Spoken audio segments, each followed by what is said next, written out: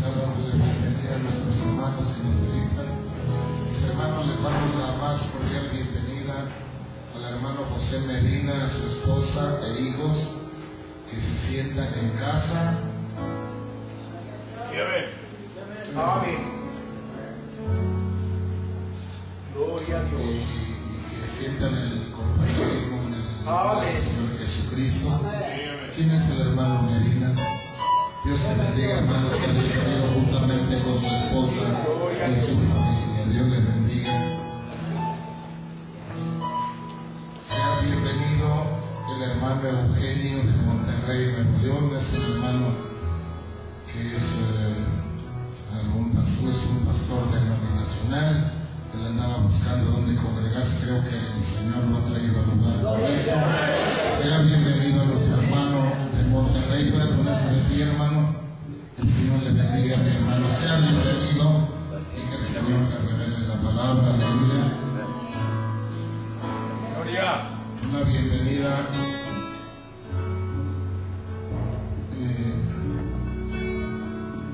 al hermano Armando de Tepoztlán. Sea bienvenido. Aleluya. Señor Jesucristo, te pido por mi hija Araceli.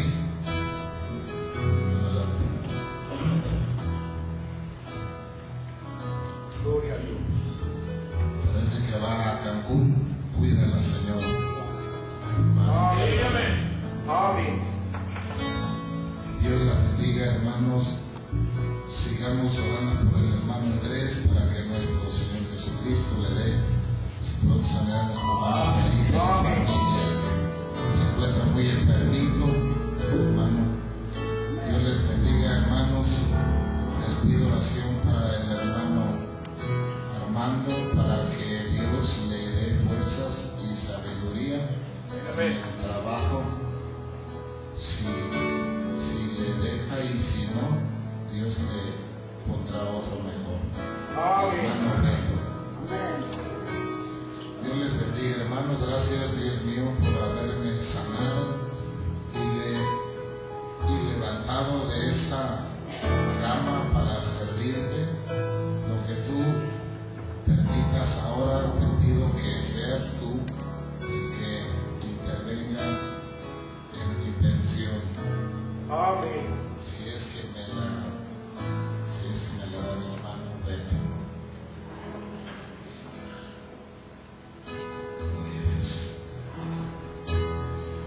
Si hay una letra un poco pequeña, hermano, estoy un poco.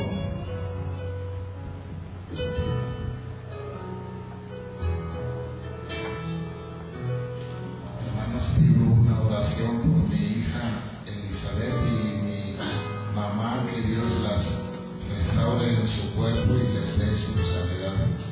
Hermana Guadalupe Mendoza. Sí, amén. Damos gracias a Dios porque nos permite cumplir un año más de matrimonio, hermano Genaro y Sara. Dios bendiga su matrimonio. Hermanos, Dios les bendiga. Pido de sus oraciones por mi esposo Salorino, por sanidad, hermano Gutierrez. Amén. Sea bienvenido en la casa del Señor. Nuestro hermano Armando, siéntase en casa. Amén. Pero ruego, hermanos, por nuestro Señor Jesucristo y por el amor del Espíritu, que me ayudéis orando por nuestra familia. Dios, ruego por mi papá, el cual es más necesitado que salga victorioso. Familia deseable. Promesas del Señor Jesucristo para sus hijos caerán a tu lado y Dios los bendiga. El Señor trae cosas que son. Damos gracias a Dios porque nuestra hermana Domi se encuentra entre nosotros y que Dios bendiga. Sí, amén. Familia Ortiz Ortega. Si es que son unas notas muy extensas con escrituras, y demos la bienvenida a la joven Judy, que el Señor le dé lo que ella desea, que ella pueda saber que Cristo la ama. Hermana Salud bien. Amén. Gracias a Dios por la mejor recuperación de mi hijo Neftalí. Gracias a Dios. Vamos a ponernos de pie. Se siente aquí el Espíritu de Dios. Estuve enfermo, me sanaste, afligido y me ayudaste. Estaba perdido y me encontraste. Se siente aquí el Espíritu de Dios. Se siente aquí el Espíritu de Dios. Se siente aquí el Espíritu de Dios.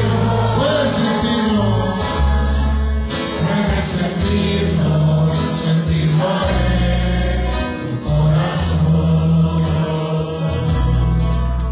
Porque estuve enfermo y me sanaste, Señor. Porque estuve afligido y me ayudaste también. Porque estuve perdido y me encontraste, Señor. Todo el motivo de mi canto eres tú. Todo el motivo de mi canto. Puede pasar.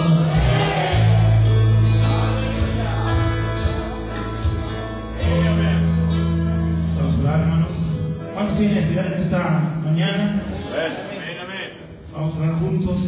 Padre, Dios, te agradecemos la oportunidad que nos da Dios de poder acercarnos con esa confianza de Dios, de hablar contigo, tener comunión contigo en la oración, Dios. Padre, estamos contentos y agradecidos porque tu palabra es la verdad, Señor. Tu palabra dice que si tú no hubieses resucitado, Dios, creo que estaríamos aquí perdiendo el tiempo, Padre. Pero, Señor, al ver que tu palabra es la verdad y en ti mismo se manifestó, Señor, se levantó al tercer día, Dios, pudiendo ver la promesa cumplida, Señor. Y aún, Padre, al saber y tener esa promesa que tú enviarías un consolador, Dios, el Espíritu Santo, Padre, que está, oh Dios, no solamente en nuestros medios, Señor, sino yo sé que hay quien lo ha recibido ya en su corazón, Dios. Y por esos méritos, Padre, de Jesucristo en la cruz del Calvario, y por esas promesas, Padre, las cuales, Dios, son vigentes hasta el día de hoy, tu pueblo seguirá con confianza delante de ti, Dios, para exponerte toda su necesidad, Dios. De cualquier, Padre, índole que sea, sabemos que tú tienes el poder para sustentar, Dios, para levantar al caído, Dios, para dar consuelo al desalentado, Dios, para dar al ánimo, Señor, a aquel que, oh Dios, se siente divagar en este mundo, Dios, para darle el Espíritu Santo y el nuevo nacimiento a aquel que lo desea con todo su corazón, Dios. Aún, Padre, para recostarnos en ti, Señor, y sentir esa dulce presencia y suave del Espíritu Santo, Dios. Padre, las necesidades son variables y son distintas, Dios, pero para ellos solo hay un ser supremo y poderoso, oh Dios, que es el Espíritu Santo, Señor, que es tu poder, Padre, el cual puede deshacer, Señor, toda enfermedad, toda cadena, toda atadura, y puede echar fuera todo espíritu de desaliento, Dios. Todo aquello que nos deje acercarnos a ti, Padre, sabemos que en tu nombre, que es sobre todo nombre, el nombre de Jesucristo, podemos ser libres y más que vencedores de cualquier atadura, Señor. Te pedimos en esta mañana que tú nos ayudes a poder servirte, Padre, oh Dios, con todo nuestro corazón y todo nuestro ser, Señor. Bendice al predicador, Dios, que tú le des la libertad de función, pero más que todo, Padre, que podamos ser receptores de tu palabra, Señor, oidores, hacedores de ella y ponerlas en práctica, Dios, que tú nos ayudes. Bendice a aquel que está por llegar, Padre, también que tú perdones sus pasos, y Padre, que todos juntos podamos recibir bendición de tu Espíritu en nuestro corazón, Señor. Te damos gracias por la victoria que tú nos das en esta mañana y toda necesidad, Padre, de todos tus hijos, Padre, y toda acción de gracias la ponemos en tus manos, dándote gracias por siempre en el santo y glorioso nombre de nuestro Señor y Salvador Jesucristo. Amén. Amén. A su lugar, el Señor le preguntó a sus discípulos qué dice la gente que soy. Le dijeron una cosa y otra, y hubo uno que dijo: yo sé. Amén. Es bueno saber. Yo sé que Él es maravilloso. Amén. 4:53 tiene un himnario. La gente, todo dice que Él es maravilloso. ¡Aleluya! Salva, salva, viene por mí, aleluya. Y eso es maravilloso. Yo sé que Él es maravilloso. Yo sé que Él es maravilloso. Yo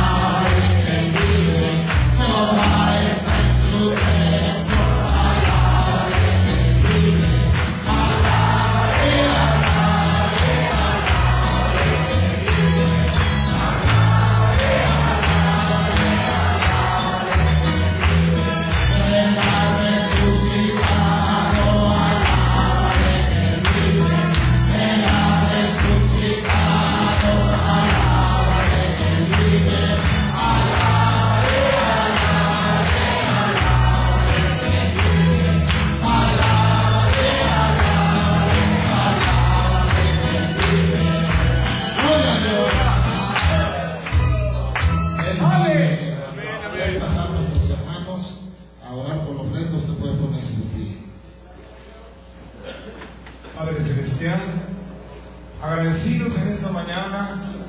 Oh Dios, venimos y para hacer un servicio completo depositamos lo que tú has puesto en nuestros corazones, Señor. Padre, te damos las gracias, la honra y la gloria. Recibe esta ofrenda en el nombre de nuestro Señor Jesucristo. Amén.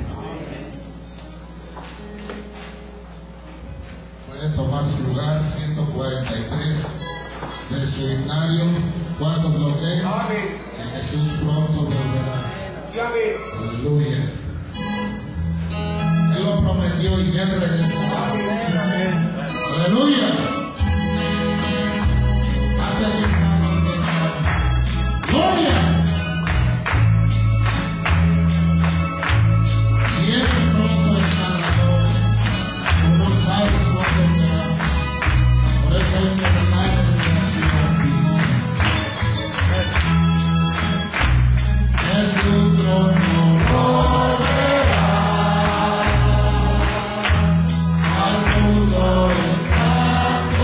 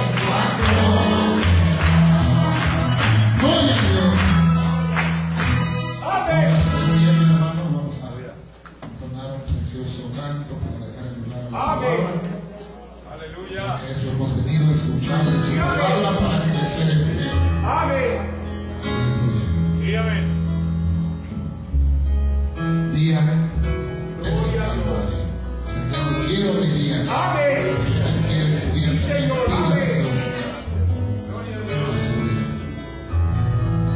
Gloria a Dios. Una vez juntos,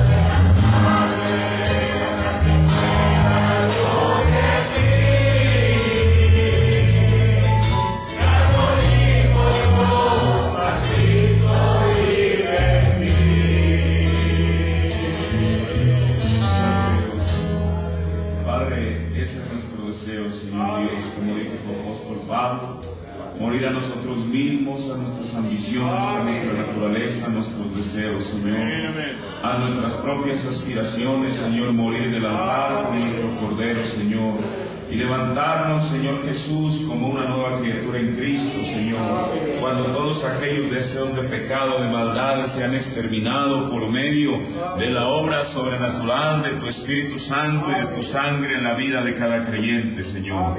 Oh Dios, porque estamos llegando, Señor, el día se está aproximando, Señor. Las sombras de la noche están cubriendo a este mundo y ya lo han cubierto, Señor. Solamente hay una luz que brilla y es la luz de tu palabra, de tu mensaje, Señor. Padre Celestial, y estamos hablando estas cosas, Dios, Padre Celestial, porque llega el reto, Señor Jesús, en el cual solamente tú y la experiencia que hayamos adquirido contigo va a ser aquello que nos va a mantener firmes, Señor. El profeta nos dijo que si pensamos que hemos visto algo, no hemos visto nada en comparación, Señor, con lo que viene para este mundo, Señor. Padre, por eso ayúdanos, Señor, a alcanzar esa fe, a alcanzar esas grandísimas y preciosas promesas que tú nos has dado en tu palabra, Señor. Bendice a tu pueblo en esta mañana, Señor, y que tu palabra haga en nosotros aquello para lo cual ha sido enviada. En el nombre del Señor Jesucristo. Amén. Dios bendiga a cada uno de ustedes en esta mañana. Les saludamos y le damos la más cordial bienvenida tanto a los domésticos de la fe como a aquellos que nos visitan. Realmente estoy contento de poder estar aquí una vez más con ustedes después de haber salido a Saltillo y este fin de semana aquí a Hidalgo. El Señor nos permitió regresar y aquí estamos una vez más en el servicio del Señor.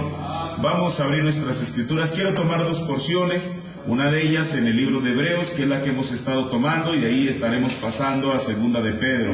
Dios bendiga a cada uno de ustedes. Sean cordialmente bienvenidos en el nombre de nuestro Señor Jesucristo.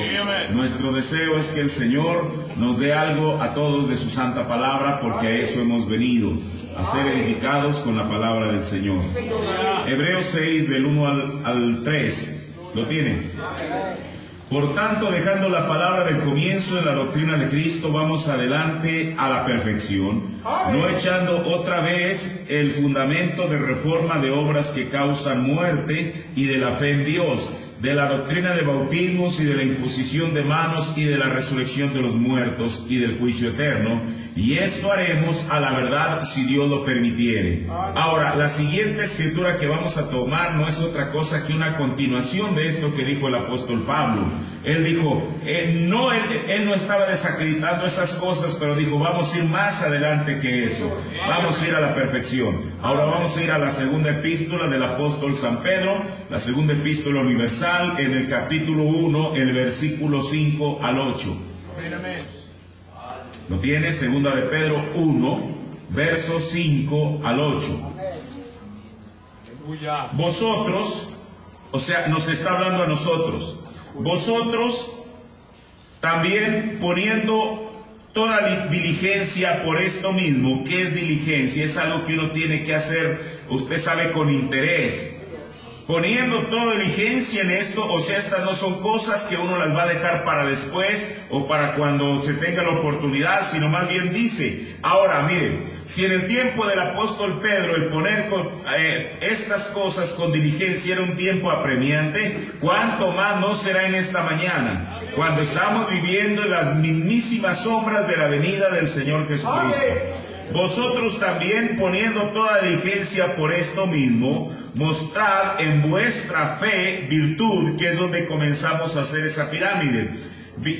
En vuestra fe virtud, y en la virtud ciencia, y en la ciencia templanza, y en la templanza paciencia, y en la paciencia temor de Dios, o sea, piedad. Y en la piedad amor fraternal, y en el amor fraternal caridad. Porque si en vosotros hay estas cosas, pero no solamente las hay, sino que abundan. Esa es la cosa importante. ¿Por qué? Porque el Espíritu Santo no es mezquino. No le va a dar una pequeña cucharadita de su Espíritu a alguien, o le va a dar una pequeña cucharadita de algo. Él tiene suficiente. Los cielos están llenos de gozo, están llenos de fe, de virtud, de ciencia, de templanza, de paciencia, de piedad, de amor fraternal. Y como dijo el mensajero, si los cielos están llenos de lo genuino, ¿por qué tendríamos que tomar lo falso? Por eso, porque si en vosotros hay estas cosas, estas 7 cosas, y abundan, no os dejarán estar ociosos. La palabra ocioso es estéril, sin fruto. En el conocimiento de nuestro Señor Jesucristo. Amén. Tome su asiento. Este es mi sermón número 22 de esta serie, Fundamento de Reforma de Obras que Causan Muerte. Y sabemos que la fe es la base fundamental del cristianismo. Como dijo Pablo en Hebreos 11:5, porque es menester, es necesario que aquel que se allega a Dios, es necesario que crea que Él existe. Como una persona puede venir en esta mañana como un agnóstico diciendo, pues yo no sé si realmente esto es real o no. Uno tiene que venir con fe, sabiendo que Dios es real. Ahora mire, aquí hay algo importante. Mire, por eso uno muchas veces puede tener el cristianismo quizá como una filosofía más, como una doctrina más, como una corriente de pensamiento más. Porque ¿cuál es el fundamento del cristianismo? El fundamento del cristianismo es que su fundador, Jesucristo, a diferencia de los demás filósofos, de Buda, de Confucio y todos los que uno pudiera agregar a la lista, ellos el día que murieron allí terminaron sus días sobre esta tierra, y los árabes pueden apuntar a un lugar en el cual pueden decir, aquí está Mahoma.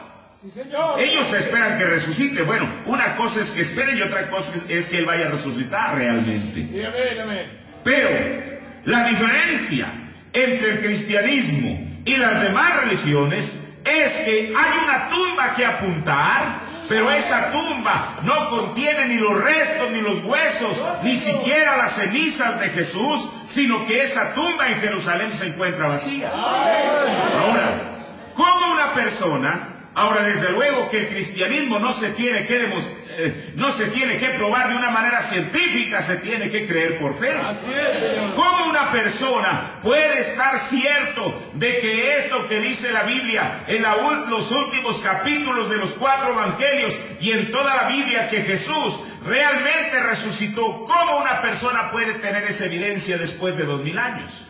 Aleluya. María, Magdalena, Pedro, quien fue corriendo aquel domingo en la mañana a la tumba, a ver si era cierto lo que decían aquellas mujeres, que Jesús no estaba, porque ellas fueron a llevar, usted sabe, esencias aromáticas a la tumba de Jesús. Amén. Pero ellas ni siquiera vieron la tumba, el ángel les dijo, no está aquí. Pero Pedro era más intrépido. Ellas le dijeron lo que el ángel les había dicho, pero él no va a preguntarle al ángel, él mismo quiere ir y cerciorarse. Aleluya. Y cuando Pedro llega a la tumba de Jesús, él va y entra allí, no por el dicho de un ángel, sino porque él mismo quería cerciorarse, y lo único que encuentra eran aquellos con lo cual, usted sabe, los lienzos con los cuales cubrieron a Jesús. Pedro podía ser testigo de decir, yo apenas el pasado viernes lo vi, aunque de lejos, yo estaba seguro que él era aquel que estaba en la cruz, yo estaba seguro. Aleluya. Y también estoy seguro que en esta tumba fue de donde lo depositaron, pero ahora ¿dónde está? ¿Sabe usted? La Biblia nos dice en uno de los evangelios que María le pregunta al hortelano porque allá había muerto. Aquel que se encargaba de regar los árboles le preguntó, ¿a dónde te llevaste a mi Señor? Señor. ¿El hortelano se lo había llevado? No. Por eso Pedro quería tener una evidencia más segura. Y él fue. Ahora, si Pedro pudiera venir en esta mañana, él testificaría y diría, es cierto, yo lo vi con mis propios ojos, ella no está en la tumba. Sí, amén, amén. Pero Pedro no puede venir a hacer eso. Entonces, ¿cómo una persona puede tener la evidencia de que Jesús ha resucitado? Aleluya. De otra manera, cualquier crítico lo va a confrontar y va a decir, pruébame dónde. ¿Tú cómo sabes? Eso es algo que te han contado en la iglesia. Te lavaron el cerebro, te están diciendo puras mentiras allí. ¿Cómo una persona puede estar cierta? Porque Jesús dijo, aún estando aquí en la tierra, dijo, algún día vendré y haré con vosotros morada. Entonces, la única evidencia que una persona puede tener de que realmente Jesucristo vive es que lo tenga en su corazón. Y eso no es un asunto psicológico, no es un asunto de aprenderse un texto de memoria, es una realidad, es una vida. Ahora, entonces, por eso la fe es la base fundamental del cristianismo. Amén. Porque Pablo dijo en Romanos 1:17, y ese fue el versículo que pegó en el corazón de Martín Lutero, y con ese solo versículo él incendió al mundo. Y nosotros, aún en el siglo XXI, somos beneficiarios de eso. Amén. En una ocasión, el profeta le dijo al hermano Collins, hermano Collins, sí, que si Lutero no hubiera protestado contra el catolicismo, usted y yo seríamos católicos. Si Martín Lutero no hubiera protestado contra el catolicismo, usted y yo en esta mañana, 31 de mayo, seríamos católicos. Amén. Pero por un hombre que Dios, como un rayo de luz, llegó a su corazón, era una sola escritura. Mire, ese es Dios. ¿Cómo un hombre con un solo versículo de la Biblia pudo sacar el potencial que había en un solo versículo? Hermano, si un solo versículo es capaz de incendiar al mundo, ¿qué será toda la Biblia? Dios le abrió el entendimiento, y a él y solo a él, porque él era el predestinado. ¿Por qué sus compañeros monjes de seminario no creyeron ni pudieron ver nada? Porque no estaban predestinados para ver la luz. Por eso solo el que es predestinado para ver la luz del tiempo final va a ser aquel que oirá la voz de Jesucristo y saldrá. Porque mis ovejas oyen mi voz y me siguen. ¿Cuál es la voz de Jesús? La voz de Jesús es su palabra. Nadie más va a salir. No hay manera de que uno les ponga una soga al cuello y que los trate de jalar. No hay manera. Así es, Señor. Porque dice la Biblia que el que es de Dios, las palabras de Dios oye. Amén. Ahora, fíjese lo que dijo Pablo en Romanos. Amén. Porque en él la justicia de Dios se descubre de fe en fe. Amén. Como está escrito, el justo por la fe vivirá. Ese es otro versículo, Romanos 1:17. Sí, amén. Porque en él la justicia de Dios se descubre de fe en fe. Amén. Ahora, entonces se requiere una cierta fe para aceptar al Señor. Si usted y yo en alguna ocasión lo aceptamos, es porque creímos que Él existe y que Él es un Salvador del mundo. Sí, amén. Teníamos esa fe. Pero Dios no está queriendo que uno únicamente esté todavía viviendo de aquella fe. Ahorita vamos a ver cómo es que Dios requiere que la fe vaya en aumento. ¿Por qué? Porque aquí hay otra fe. Esta fe ya no es para aceptar a Jesucristo. Por eso el apóstol Pedro está diciendo a los que habéis alcanzado la fe igualmente preciosa. Amén. Esto es para personas que aceptaron al Señor, que fueron justificados de acuerdo a Romanos 5:1, que fueron santificados de acuerdo a lo que dice la Biblia en Hebreos el capítulo 13, y que fueron llenos con el Espíritu Santo y por lo tanto nacieron de nuevo. Amén. Pero este es otro tipo de fe. Ahora, yo quiero que note esto que es muy importante. Entonces se requiere más fe para comenzar a escalar la pirámide. Sí, amén. Y quiero decirle, más fe para llegar al rapto. Amén. Y el profeta de Dios habló acerca de la fe perfecta. Amén, amén. Piense, entonces la fe va escalando. Una persona puede tener fe para aceptar al Señor, pero tiene que tener, ahorita no vamos a hablar ni de la fe perfecta ni de la fe de rapto, porque es algo más todavía. Sí, amén. Pero vamos a hablar a qué se refiere ese primer escalón que nos habla de la fe. Mire, Aleluya.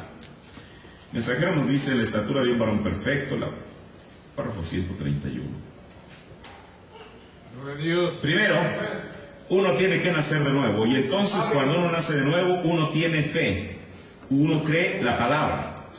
Hasta que uno sea nacido de nuevo, uno argumentará en contra de ella.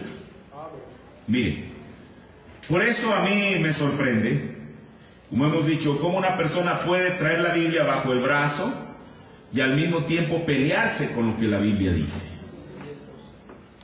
Si la Biblia dice que hay solamente una fe y un solo bautismo, La fe en el corazón de la persona dirá amén. Amén, amén.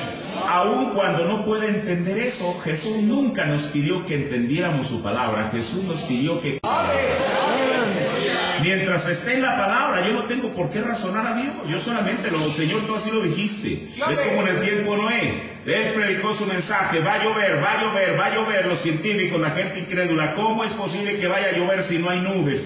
Cuando la Biblia nos dice que la tierra se regaba con un vapor, no una lluvia que bajaba del cielo, sino un vapor que subía de la tierra. ¿Cómo Noé podía pararse en contra de aquella generación incrédula y poderles demostrar científicamente que iba a llover? No había manera de hacerlo. Amén. La ciencia misma estaba en contra de él. Pero entonces, ¿qué se tenía que hacer? Por eso, mire, Dios cuando envía su palabra es para que la gente la crea. Y quiero decirle algo: Dios ha ido más arriba que en el tiempo de Noé. El profeta nos dijo: si la gente religiosa falla en creer a Dios, va a llegar el momento en que la ciencia lo va a demostrar. Lo va a demostrar. Amén. ¿Que el profeta no nos habló de un ojo que todo lo ve? Los científicos en estos años pasados, a partir de 2005, no sé cuántos de ustedes han visto esas fotos tan preciosas que yo digo: Señor, para mí, hágale cuenta que alguien las dibujó, pero nadie las dibujó, allí están. Hay una foto de una galaxia que se ve, usted sabe, con un ojo de color azul tan bonito ahí, y los científicos, ¿sabe cómo le llamaron? El ojo de Dios. ¿Por qué? Porque lo que el profeta dijo: si la gente religiosa falla en creer a Dios, la ciencia lo va a demostrar. Tiene que ser de esa manera. Apenas hablábamos en el Cardonal y mira, hay cosas que uno hasta que la está predicando las entiende. La Biblia dice, el salmista dijo en el Salmo 8: cuando veo las obras de tus manos, las obras de tus manos que tú creaste. De tu mano que tú creaste. Hablábamos cómo es que Dios tiene orejas, tiene boca, tiene nariz, tiene ojos. La Biblia nos habla de todo eso, ¿verdad? Y entonces yo decía, bueno, en Génesis dice la Biblia que Dios habló su palabra y ahí apareció. Pero entonces, ¿uno cómo puede conciliar Génesis con los Salmos? Si el Génesis dice que Él habló y el Salmos dice que fue por su mano. Ambas cosas ni una cosa contradice a la otra. Pero el profeta nos dice que en el principio Dios con su boca sopló y ahí apareció de su mano. Entonces, después de todo, fue la mano de Dios. Ahora, entonces, déjeme ver, no sé si terminé de leer el párrafo. Aleluya. Dice: hasta que uno nazca de nuevo, uno argumentará en contra de ella. Por eso, yo creo que también uno no va a argumentar en contra del mensaje. Amén. ¿Cuánta gente tiene todo su librero con 200, 300, 500 mensajes y son con los mismos que se está peleando a diario? Sí, así es. ¿Por qué? Porque lo que el mensajero dijo no va de acuerdo con su mentalidad, y en vez de ceder, usted sabe, de sacrificar su mentalidad, prefiere sacrificar lo que dijo el mensajero.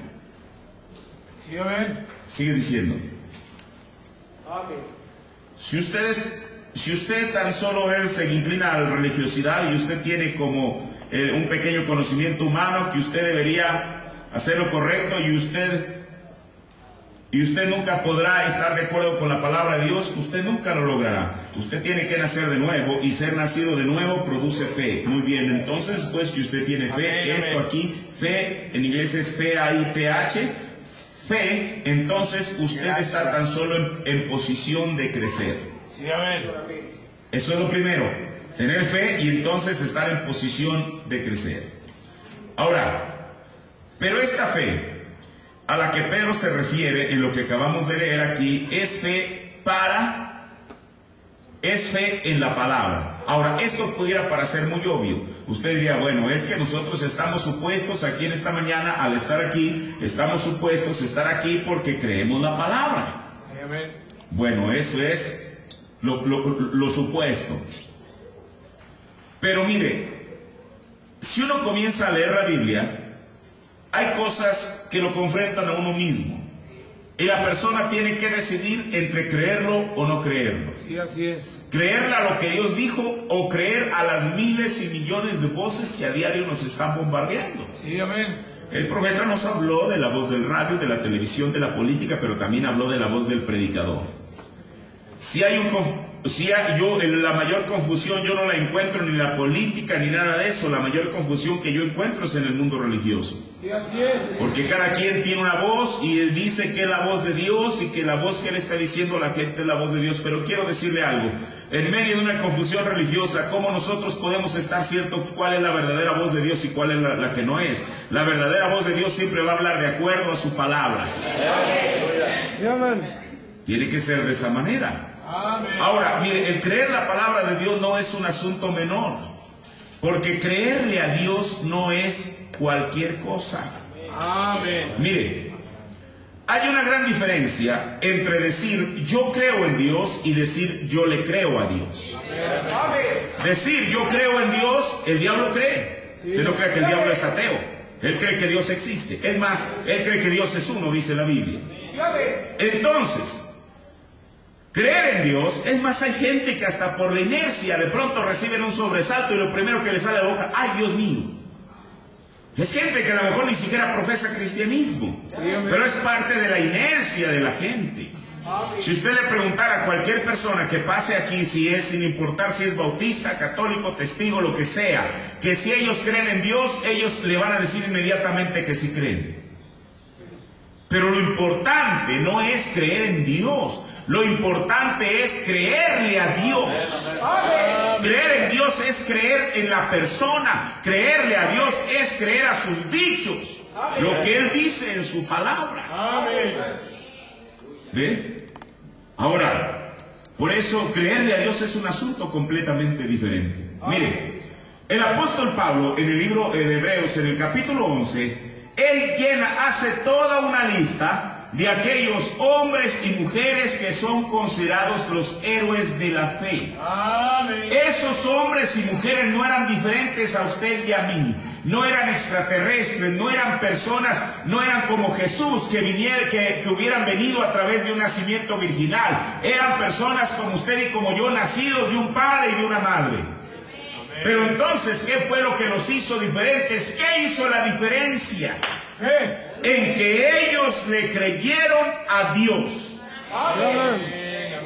¿Correcto? La Biblia comienza, en Hebreos, comienza a hablar de Noé.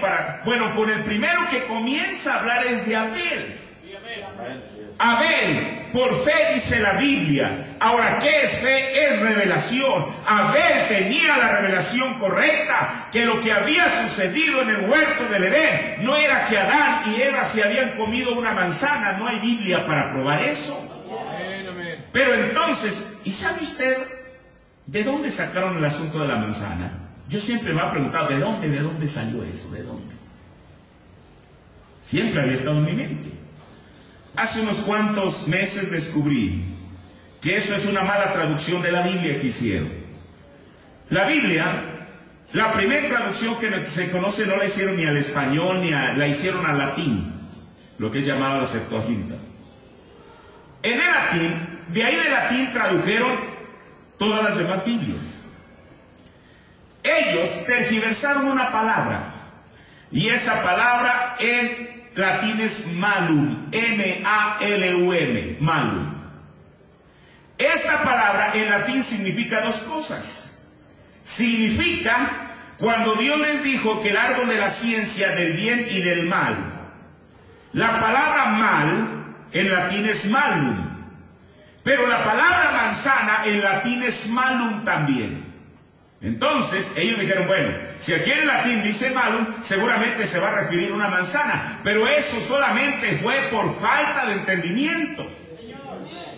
Ahora, cuando la Biblia nos habla en Hebreos 11, que el apóstol Pablo dice que por fe Abel, por fe Noé, ¿cómo Noé podía pararse en contra del escarnio y de la burla en un mundo igual de científico como está ahora? Porque la Biblia, Jesús dijo que como fue en los días de Noé, así sería hoy.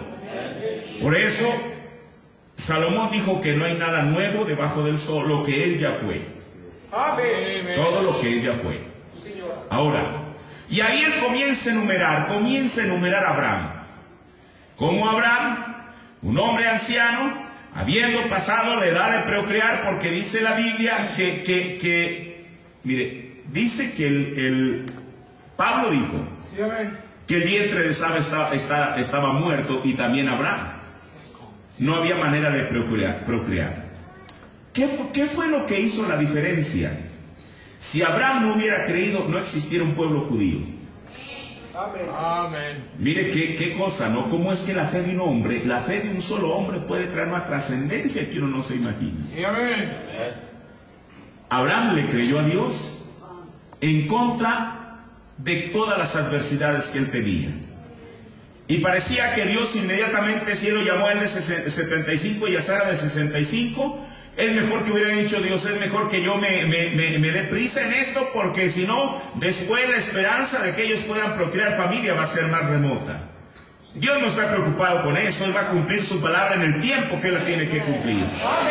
¿Por qué? Porque tenía que ser un milagro mayor. El hermano Brennan dijo que cuando Adán o Abraham iba al consultorio, es un ejemplo solamente, que iba al consultorio y le decía, doctor, quizá el doctor que los vio entrar ahí les decía, esta pobre pareja vienen a curarse quizá de alguna artritis, de alguna enfermedad propia de su edad, ya están temblorosos, ya están viejos. Y entonces cuando el doctor dice que entra el siguiente paciente, ya iba Abraham encorvado con su bastón y Sara de la misma manera, que le dice, venerables ancianos, ¿en qué les puedo servir? ¿Quieren algo para alguna gripa que no se les vaya a complicar? ¿O les duelen los huesos? Yo entiendo que ustedes son unas personas mayores. No, doctor, no venimos a eso. Yo quiero que revise a mi esposa, que le haga un ultrasonido a ver si ella ya está embarazada. Oh, hermano, el doctor, por respeto, quizá no les dijo algo, pero cuando salieron dijo, mire, ¿qué pacientes tiene que atender, verdad? En este mundo hay toda clase de gente. Esta pareja viene y dice que van a tener un bebé. Y cuando ellos recibieron la noticia que era negativa, no, señor, miren, el ultrasonido no se ve absolutamente nada. ¿Sabe usted lo que dijo Abraham? Gloria a Dios, lo vamos a tener de todas maneras. Él no se dio por vencido. A la siguiente ocasión volvió con el mismo doctor y el doctor dijo, ya sea que viene. Ellos vienen con esa locura, pero en fin, yo les tengo que decir la verdad de todas maneras, no los voy a engañar. Entonces, doctor, vea si mi esposa Sara está embarazada.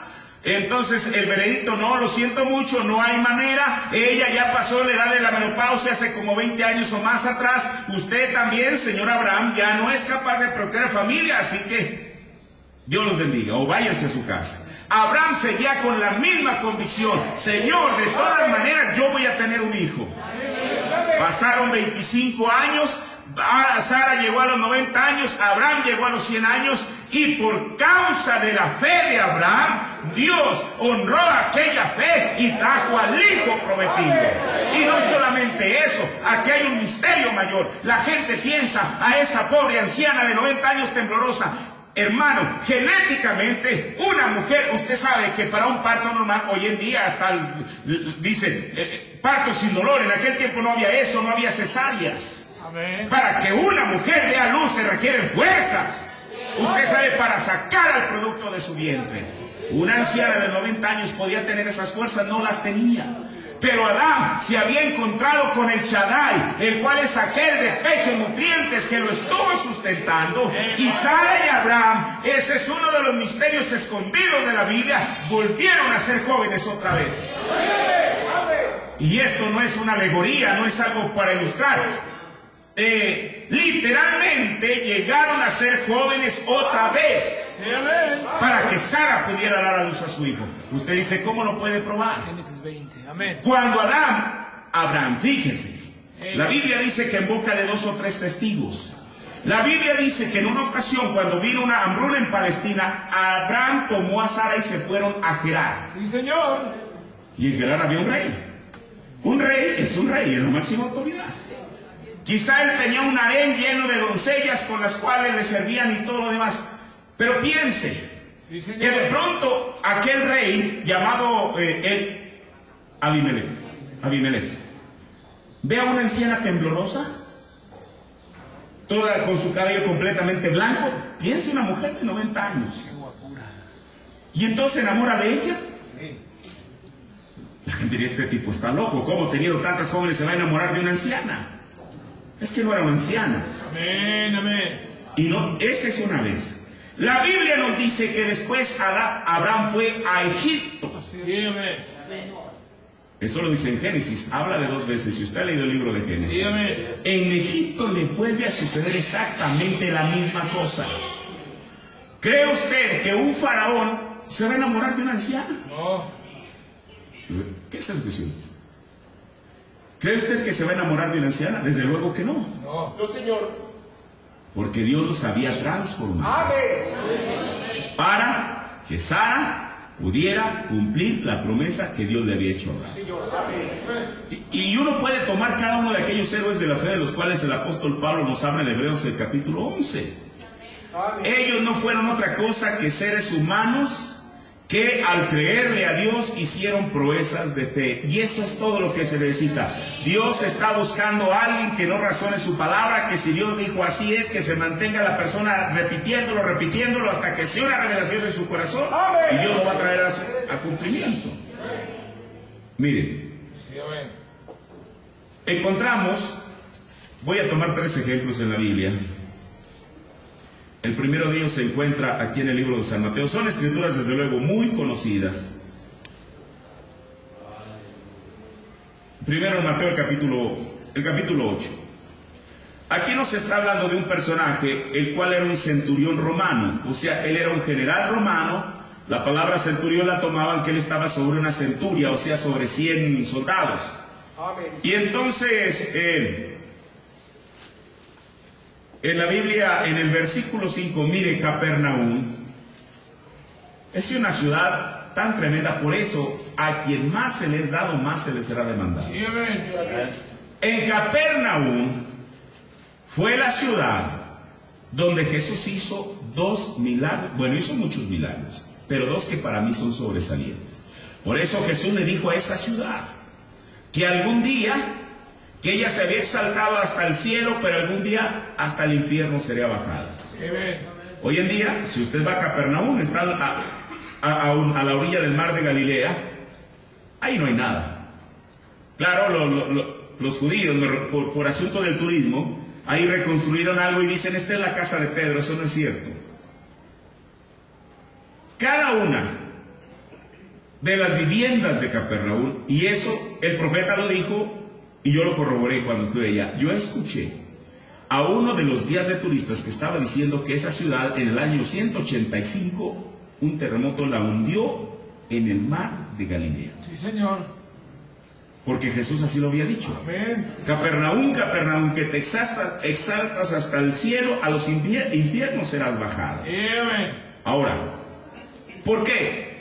Porque Capernaum, con esto que hizo Jesús, toda la ciudad debió de haber creído en él. Miren, Amén. en el verso 5. Y entrando Jesús en Capernaum, vino a él un centurión rogándole, Señor. Ahora, este era romano. Señor, mi mozo, su siervo, yace en casa paralítico, gravemente atormentado. Quizá usted sabe aquella parálisis que tenía aquel joven, le provocaba un terrible dolor de huesos, mucho dolor.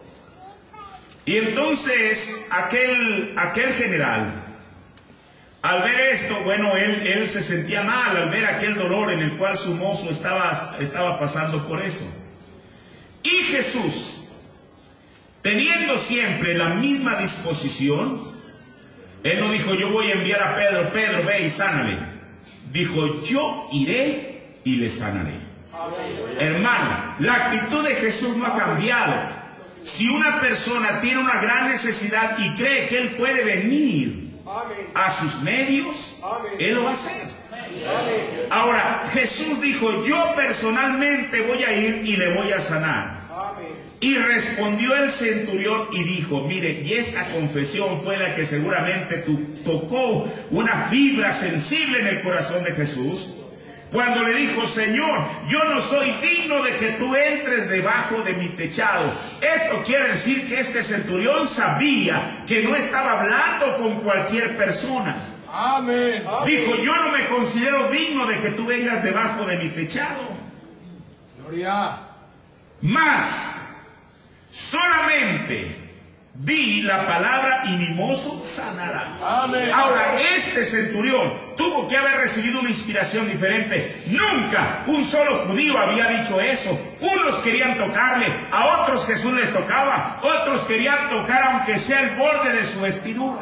Sí, así es. Pero este sabía, o había llegado una revelación fresca a su corazón, en el cual él sabía que no se requería la presencia física de Jesús.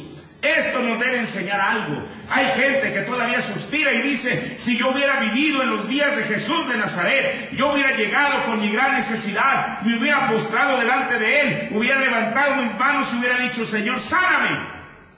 Y él lo hubiera hecho. Pero esto a mí me enseña que en el siglo XXI no se requiere la presencia física de aquel Jesús de Nazaret que anduvo caminando en las costas del mar de Galilea con aquellas sandalias. Se requiere la fe. Amén. Para que aquel mismo Jesús que en este momento está intercediendo en el altar de gracia pueda descender y venir bajo nuestro techado.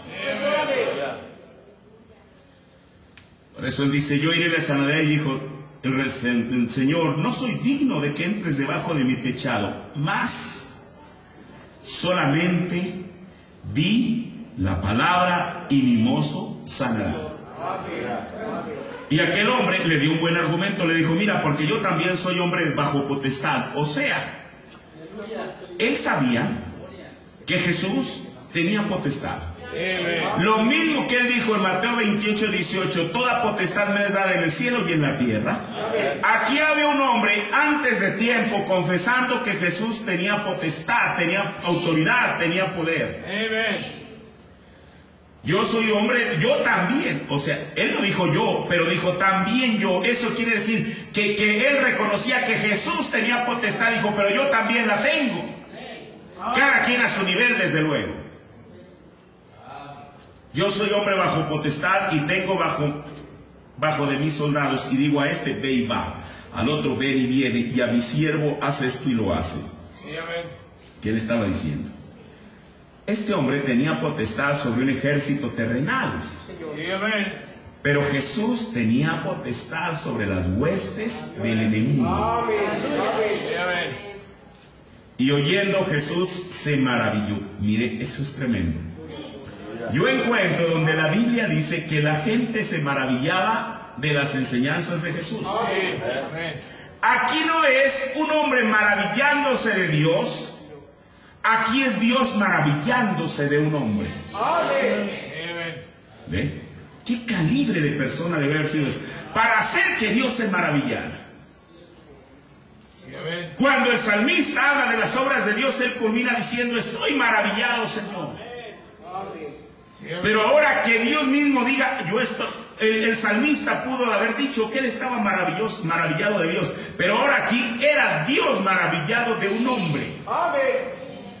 ¿Qué hizo que Jesús se maravillara? Porque este hombre había recibido una inspiración que Jesús nunca la había escuchado entre los propios judíos. Sí, amén. Yendo, Jesús se maravilló y dijo a los que le seguían: de cierto os digo, mire, no a él. Se voltea hacia la multitud y les dice: de cierto les digo que ni aún en Israel he hallado, ¿qué? Tanta fe. ¿Ve? Y en el verso 13, entonces Jesús dijo al centurión: ve y como qué, creíste. Y para creer se requiere fe. Como creíste, te sea hecho. Y su mozo fue sano en el mismo momento. ¿Por causa de qué? De la fe de Jesús. Recuerde, esto no fue el centurión hablando la palabra, fue Jesús. Pero Jesús fue movido en sus entrañas para hablar la palabra, porque hubo una fe mayor que tocó la fibra sensible del corazón de Jesús. Ahora miren, dice el mensajero, párrafo 111. Sí, amén. ¿Qué era? ¿Qué era eso? La distancia no hizo diferencia. Amén. ¿Ven? por cuanto Dios es omnipresente. Dios es omnipotente. Y en cualquier parte que está Dios, la omnipotencia está allí. Y Dios siendo omnipresente, ¿qué hace? Eso hace a Dios en todas partes, por todo lugar, ¿ven? Dios es tan grande como lo es en Alemania, en Suiza y allá en el África. Aquí, justo en este momento, como Él está aquí mismo, allí lo tienen. ¿Ven? Ahora Él dijo, no soy digno de que tú vengas bajo mi techado, tan solo di la palabra. ¿Y qué era eso? Era la fe de aquel romano. Él lo creyó. Amén. Jesús le dijo, sigue tu camino, tu hijo vive. Él se puso en marcha en un viaje de 2 días, y al día siguiente, antes que llegara a la casa, él se encontró con algunos de sus siervos que venían y le dijeron, tu hijo vive. Bueno, esta es otra porción que ahorita vamos a tomar del hijo del oficial del rey. Amén, amén. Ahora, vamos a ir al libro de San Juan. Gloria. San Juan, el capítulo 4, el verso 46. Sí, amén.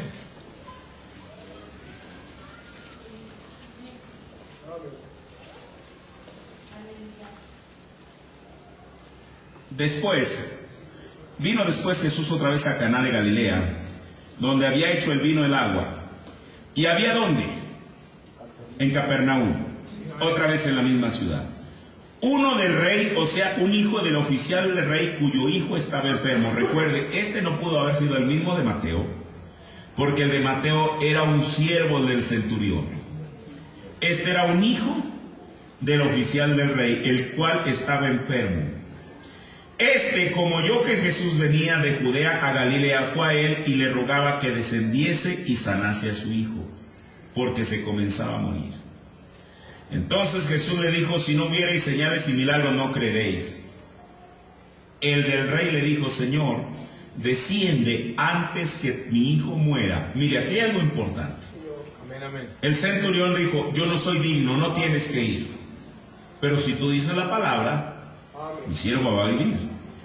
Este hijo del oficial del rey estaba, o el oficial del rey le estaba pidiendo a Jesús que fuera, que descendiera. Y Jesús no lo hizo. Pero más bien él le dice, ve, tu hijo vive. Aleluya. O sea, Jesús no tuvo que ir a imponerle las manos. Ese mismo Dios que es omnipresente se vuelve a manifestar aquí, y la palabra de Jesús viaja a través de las distancias y llega al lugar donde tiene que llevar. Amén. Ve, tu hijo vive. Y el hombre creyó a la palabra que Jesús le dijo. Mire, aquí está la cosa. El hombre creyó a la palabra de Jesús. Él ya no le tuvo que decir, Señor, es mejor que tú me des una explicación. ¿Cómo actúa esto? ¿Cómo es que funciona? Si Jesús le dijo, ve porque tu hijo vive, para este oficial del rey era suficiente. Mire, hermano, y si esto pudiera hoy en día entrar en cada corazón, creer que lo que Dios dijo en su palabra es suficiente. Ella no argumentó nada, sencillamente creyó a la palabra que Jesús le dijo y se fue. Cuando él ya descendía, los siervos le salieron a recibir y le dieron nuevas, diciendo, tu hijo vive. Entonces él les preguntó, ¿a qué hora comenzó a estar mejor? Mire, ¿a qué hora? Y le dijeron, ayer a las 7. ¿A las 7 qué? ¿De la mañana o de la noche? Usted sabe que en el calendario judío, o en el horario judío, es diferente, ¿verdad? 6 y 7 son 13. A la 1 de la tarde. A la 1 de la tarde, sí, a la 1 de la tarde, Jesús le había dicho, ve, porque tu hijo está sano. Este hombre viaja y viaja y viaja hasta que otro día llega y les pregunta, o después les dice, para él ahora, este hombre, ¿por qué estaba tan interesado en saber la hora? Aleluya. Para corroborar qué tanto, eso es tremendo. Amén. Mire, esto nos muestra que Dios no tarda su promesa. Amén. La palabra de piense, ¿por qué este hombre le tuvo que preguntar la hora? Aleluya. Porque en el momento que Jesús habló su palabra, en ese momento, no importa si era del otro lado del mundo, tenía que causar el efecto. Cuando le dijeron, mira, fue a la 1 de la tarde, o sea, a las 7, como dice ahí la Biblia, a la 1 de la tarde. A las 7, a la 1 de la tarde, dijeron ayer, a las 7 le dejó la fiebre. Y el padre entonces entendió que aquella hora era cuando Jesús le dijo, tu hijo vive, y creyó él y toda su casa. ¿No es tremendo esto? Pero usted dice, bueno, eso solamente es con varones. Vamos a ver el ejemplo de una mujer, ¿qué le parece? Aquí el libro de San Mateo. San Mateo, el capítulo. Y sabes que una cosa, el profeta dijo que este fue el primer milagro a un gentil. Aleluya. En San Mateo, el capítulo 15, el verso 21. Mire, lo raro es que aquí ninguno de estos era judío, eran gentiles. Amén, amén. Esto nos debe identificar a nosotros en algo. ¿Qué fe deberíamos de tener nosotros como gentiles? Verso 21. Y saliendo Jesús de allí, se fue a las partes de Tiro y de Sidón. Y aquí una mujer cananea que había salido de aquellos términos clamaba diciéndole, Señor, hijo de David, ten misericordia de mí. Mi hija es malamente atormentada del demonio. Mas él no le respondió palabra. ¿Por qué? Porque ella se llegó ante Jesús en la manera incorrecta. Jesús era hijo de David para los judíos. Amén. Un gentil que tenía que saber. Mire, por eso yo creo una cosa, cada cosa que uno diga tiene que ser por revelación. Uno no puede estar repitiendo tan solo porque le gustó la frase y porque alguien más la dijo. ¿Por qué esta mujer se acercó ante David siendo una gentil diciéndole hijo de David? Porque ella había escuchado que otros judíos se acercaban a él con el título de hijo de David como lo había hecho Bartimeo. El asunto es que ella, como que es hijo de David, es rey. Ella como gentil no tenía ningún derecho de abordar a Jesús como hijo de David. Porque él era rey para los judíos. Por eso Jesús cuando lo escuchó la ignoró, como si no le hubiera dicho nada. Por eso hay una manera correcta de saber uno acercarse ante el Señor. ¿Ven? Por eso dice la Biblia que todo lo que hagamos de hecho y de palabra sea en el nombre de Jesucristo. No hay otra manera en la cual la persona puede acercarse correctamente ante el Señor. Amén. ¿Ve? Dice, mas él no le respondió palabra, o sea, le ignoró. Entonces llegándole sus discípulos le dijeron, le rogaron diciendo, despáchala, pues da voces tras nosotros. Y él respondió, no soy enviado sino las ovejas perdidas de la casa de Israel. O sea, esta mujer no tenía parte ni suerte. Entonces ella vino y le adoró diciendo, sabía que no podía cometer el mismo error. Si como hijo de David, lo cual no le correspondía a ella, no había obtenido ningún resultado, tenía que cambiar la táctica. Y ella no sigue insistiendo, hijo de David, sino que ahora ella se acerca a él como Señor. Amén. ¿Qué es un Señor? Es el dueño. Le dice, Señor, socórreme. Fíjese, en la otra ocasión, Jesús ni la ignoró. Para él esa mujer ni existía. Cuando ella cambia su manera de abordarse a Jesús, entonces es cuando Jesús le responde. Sí, amén. ¿Y qué le dice? No es bien tomar el pan de los hijos y echarlo a los perrillos. El profeta nos dijo, esto para mucha gente hubiera resultado una ofensa. ¿Cómo Jesús le estaba llamando perra a esa mujer? Sí, amén. Cualquier persona le ha dicho, este hombre, mire nada más qué clase de vocabulario, yo vengo pidiendo un favor y me trata de perra, y que se quede con su avivamiento y yo me quedaré con mi hija enferma. Pero ella sabía que era mayor su necesidad.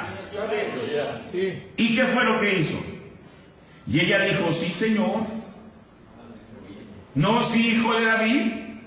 Si usted se fija, la palabra Señor está otra vez con mayúscula.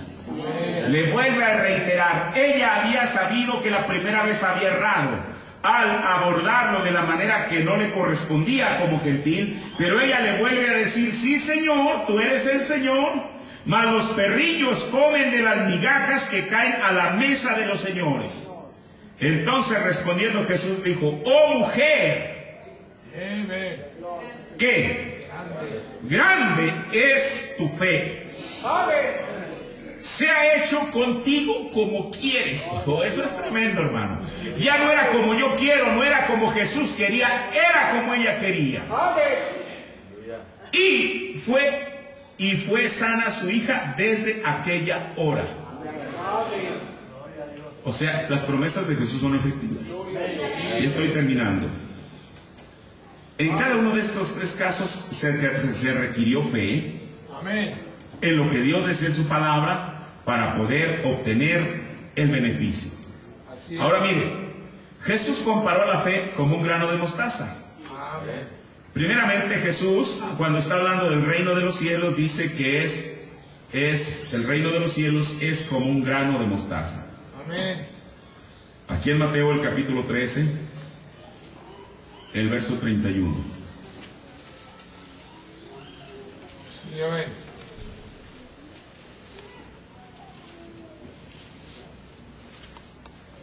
Mire, voy a leer el verso 31 y 32 y luego me voy a regresar al 32. Otra parábola les propuso diciendo, el reino de los cielos, aquí no está hablando de fe, está hablando del reino de los cielos. El reino de los cielos es semejante al grano de mostaza, que tomándolo alguno lo sembró en su campo, el cual a la verdad es la más pequeña de todas las simientes, mas cuando ha crecido es la mayor de las hortalizas y se hace árbol que vienen las aves del cielo y hacen nido en sus ramas. Hasta ahí dejó eso Jesús.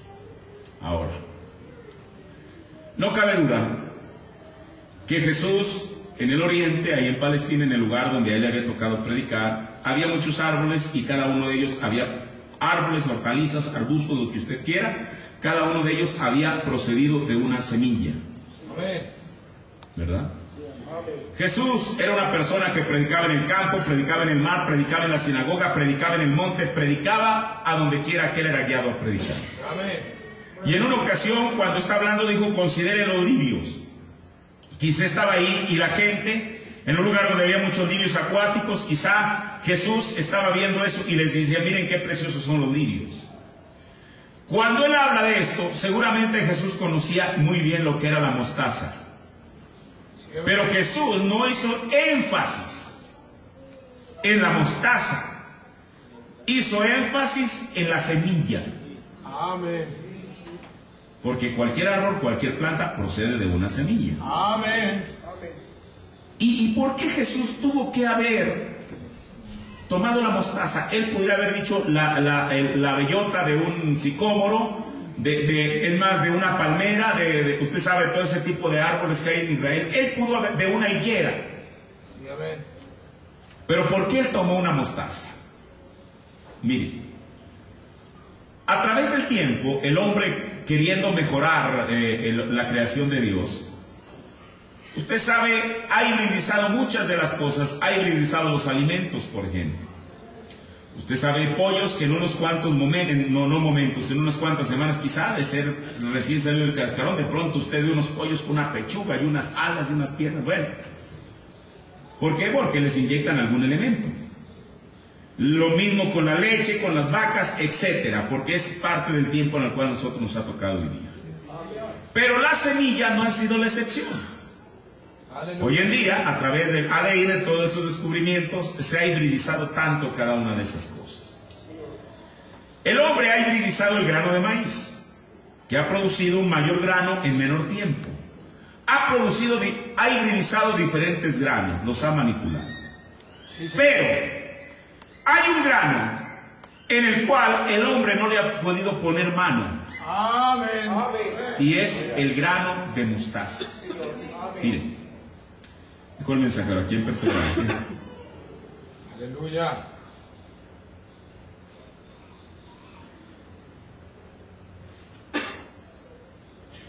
Ustedes saben, párrafo 42, él habló en una ocasión de la semilla de una mostaza, o que la fe es como un grano de una semilla de mostaza.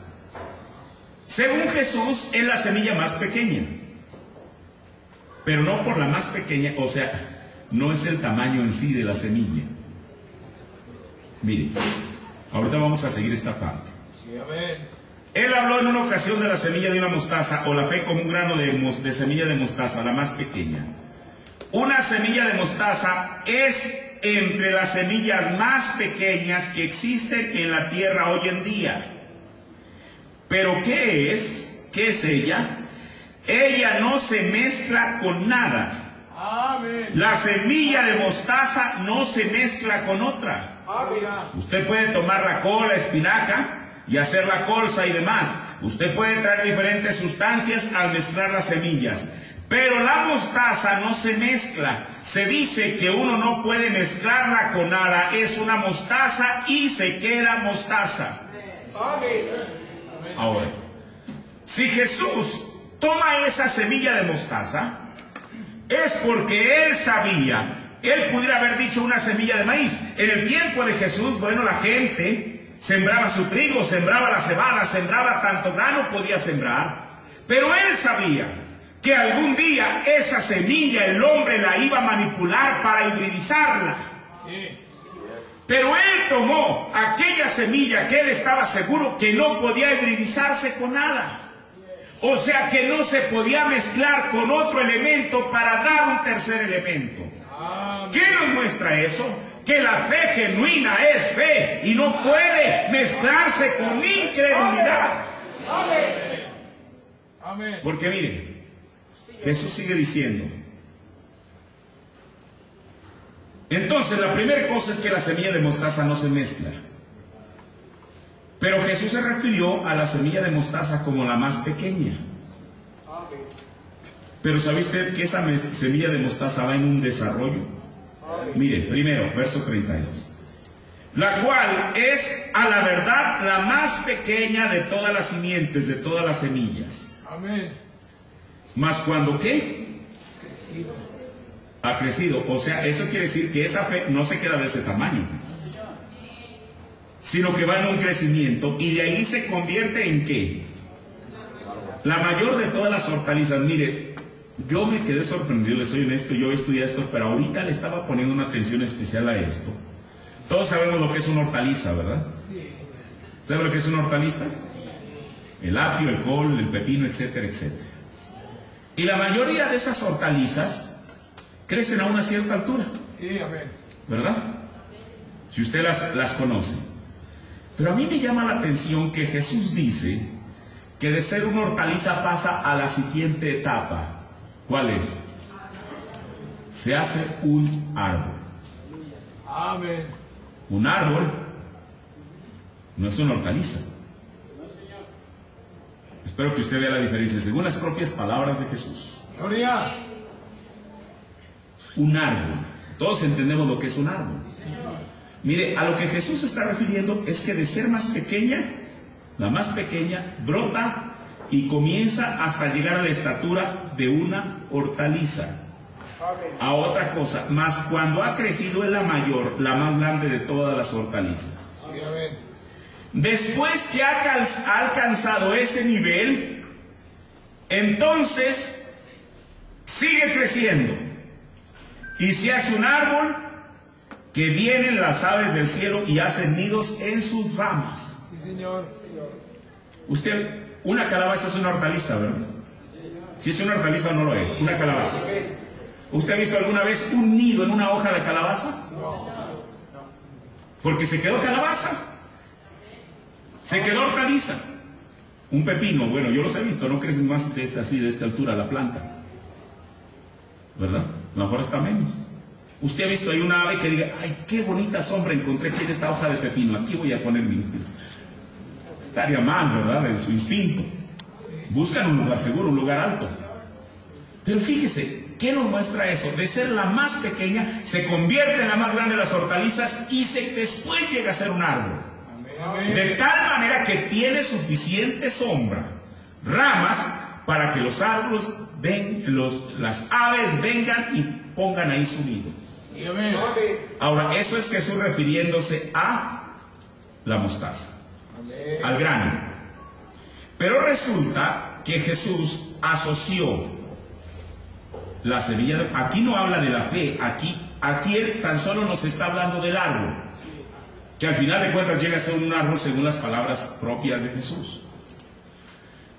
Pero Jesús después toma esa misma mostaza de la cual ella les había dicho, miren, es la semilla más pequeña, después se convierte en la más grande de las hortalizas y después llega a ser un árbol. Toma después esa misma lección. Y en Lucas, el capítulo 17, Aleluya. el verso 3. Oh, ya se me fue el tiempo. Nada más tomo las escrituras y ya termino. Denme 5 minutos nada más. Lucas 17:3. Mira, esto va a requerir una explicación. Lucas 17:3. Mirad por vosotros.